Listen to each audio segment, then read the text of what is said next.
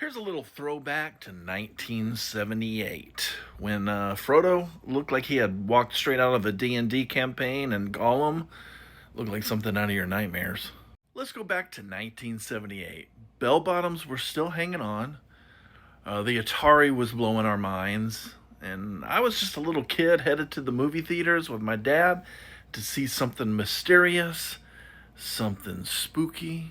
The Lord of the Rings. And no, I'm not talking about the Peter Jackson version where we had all this amazing scenery of New Zealand and we had Legolas doing parkour off of an Oliphant. I'm talking about the animated version, which was strange, it was confusing, it looked like an acid trip.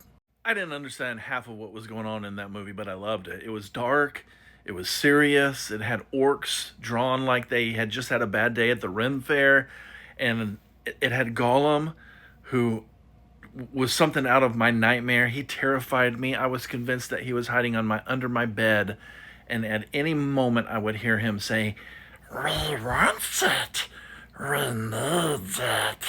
Now, the movie looks kind of prehistoric, the animation does at least, compared to nowadays, but I still loved it. And the movie only goes through the Lord of the Rings and part of the Two Towers, and then just is like, that's it, we're done with the story.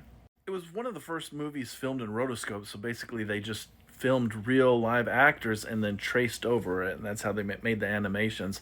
And it did good at the box office, but it was roasted by critics who said it was a little too confusing, and they were right. And some people might say, well, there was a sequel that was made in the 80s, but it sort of kind of was. The sequel was actually made by Rankin and Bass, and it was just different.